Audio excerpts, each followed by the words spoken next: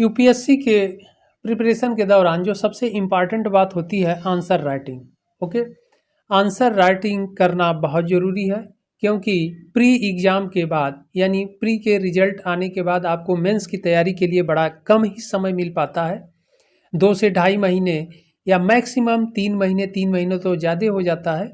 ये मान के चलिए कि 2 महीने का आपके पास समय मिलता है, इसलिए 2 महीने में मेंस की तैयारी कर पाना बहुत ही मुश्किल है, बहुत टफ है। ऐसे में प्री एग्ज़ाम के सबसे बेस्ट तरीका यही है तैयारी का, प्रिपरेशन का, कि प्री एग्ज़ाम के साथ साथ मेंस की भी तैयारी आप जारी रखिए। और मेंस के लिए करना क्या है, आंसर राइटिंग। जितना अधिक आप आंसर राइटिंग करेंगे उतना ही आपको फ़ायदा होगा, उतना ही लाभ मिलेगा। मेंस एग्ज़ाम में आपको विदाउट टेंशन आप एग्ज़ाम हॉल में जाएंगे और लिखेंगे, क्योंकि 3 घंटे और 3 घंटे, एक दिन में 2 पेपर होते हैं, 6 घंटे आपको लिखना पड़ता है। ऐसे में 6 घंटे लिखने के लिए आपका ब्रेन भी लगभग वहाँ पर क्लोज हो जाता है, इसलिए आप पहले से जो प्रिपरेशन किए रहते हैं वही एग्ज़ाम हॉल में आपके काम आता है। इसलिए मैं यही कहूँगा कि मेंस की तैयारी आप लोग जारी रखिए, आंसर राइटिंग करते रहिए। जितना अधिक आंसर राइटिंग करेंगे उतना ही लाभ मिलेगा। यहाँ पर एक कॉपी है, गोपाल सिंह जो कंपटीटर हैं सिविल सर्विसेज के, और इनका एक आंसर है बहुत प्यारा, इन्होंने बहुत ही अच्छा इन्होंने आंसर लिखा है, बड़े कम शब्दों में बहुत ही अच्छे से। इसलिए मैं आप लोगों तक यह आंसर पहुंचा रहा हूं कि इससे आप लोगों को भी लाभ होगा कि किस तरह से कम शब्द सीमा में, कम वर्ड में, कम शब्दों में कैसे उस प्रश्न के अकॉर्डिंग सारी बात आप एक्सप्लेन कर दें, एग्जामिनर के सामने आप रख दें। ओके, तो यहाँ पर यह है कि संदर्भ सभ्यता का भौगोलिक विस्तार और उसके धार्मिक स्वरूप का महत्व क्या था। तो यहाँ पर इस क्वेश्चन के अकॉर्डिंग इन्होंने लिखा है, बहुत प्यारा इंट्रो इन्होंने लिखा है, बड़े ही कम शब्दों में, 2 लाइन में। संदर्भ सभ्यता भारत की ही नहीं अपितु विश्व की प्राचीनतम सभ्यताओं में से एक है। भारत में यह सभ्यता सिंधु नदी घाटी में विस्तारित थी। बहुत ही कम समय शब्द में इन्होंने सारी बातें यहाँ पर दिखा दिया। इसके बाद सबसे अधिक क्षेत्र सिंधु नदी घाटी में पाए गए। आगे इन्होंने इस भौगोलिक विस्तार को, ज्योग्राफिकल एरिया को बाई मैप इन्होंने दिखाया है, बहुत ही प्यारा। डायग्राम के थ्रू कह लीजिए या फिर मैप के थ्रू कह लीजिए, बहुत ही अच्छा। इस सभ्यता का ईस्ट यानी पूर्व का स्थल इन्होंने दिखा दिया है, वेस्ट यानी पश्चिमी स्थल दिखाया है, इसके बाद नॉर्थ का स्थल, इसके बाद साउथ का। और यहाँ पर लिख भी दिया इन्होंने, मांडा वर्तमान में जम्मू कश्मीर में, पूर्वी स्थल आलमगीरपुर उत्तर प्रदेश में, इसके बाद सुतका गेंडोर बलूचिस्तान पश्चिम में, दायमाबाद महाराष्ट्र में। बहुत ही अच्छा इन्होंने इस आंसर को लिखा है।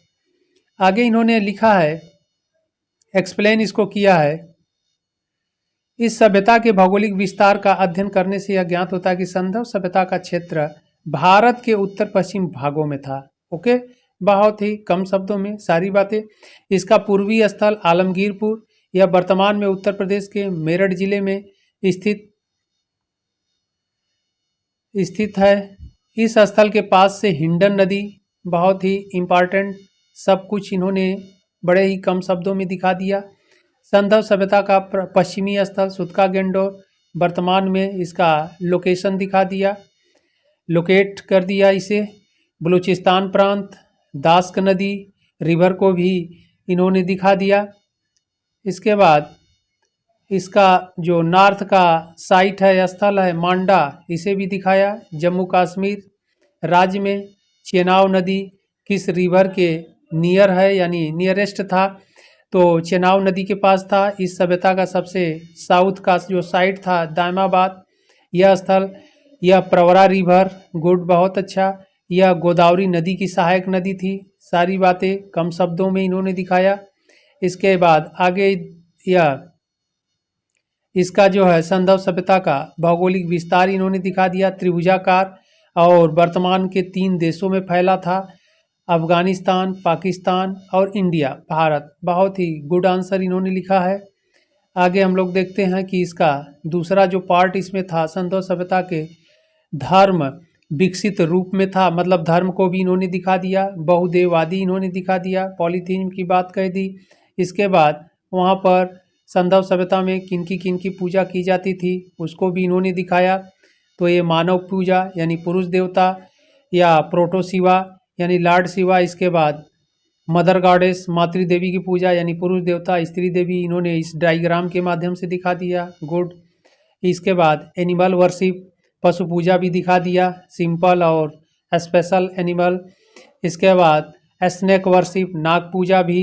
इसके बाद ट्री वर्शिप वृक्ष पूजा, और वृक्षों में स्पेशली बनाना एंड पीपल के वृक्ष की पूजा का प्रचलन था।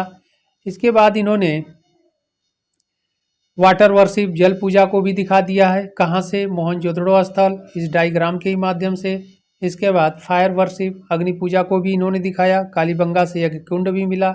यह भी आगे लिख दिए हैं कि इस प्रकार यह ज्ञात होता है कि संदव निवासी हिंदू धर्म को मानते हैं। क्यों? क्योंकि ये एविडेंस जो मिले हैं इन ये सभी पूजा हिंदू धर्म में की जाती है। गुड, बहुत ही अच्छा। क्योंकि हिंदू धर्म में जिन देवताओं की पूजा होती थी उन्हीं देवताओं की पूजा हड़प्पा सभ्यता के लोग करते थे। गुड, बहुत अच्छा। और यहाँ पर संदव सभ्यता में स्वास्तिक के भी चिन्ह पाए गए हैं। यह चिन्ह हिंदू धर्म में पवित्र माना जाता है। गुड, बहुत अच्छा। आगे क्या इन्होंने लिखा है, दिखाया है। इस प्रकार संदव सभ्यता का विस्तार प्राचीन भारत में था और यहाँ हिंदू धर्म के लोग संभवतः रहते थे। बहुत अच्छा, इन्होंने कंक्लूजन को दिखाया है बड़े कम शब्दों में। तो लिखने का जो इनका साइंटिफिक तरीका है बहुत ही अच्छा है। सब्जेक्ट कोई हो, आपको टू दी पॉइंट लिखना है और डायग्राम के साथ आपको बहुत ही अच्छा अंक मिलेगा, नंबर मिलेगा। तो इस तरह आप लिखने का प्रयास करिए। बहुत ही गुड आंसर था।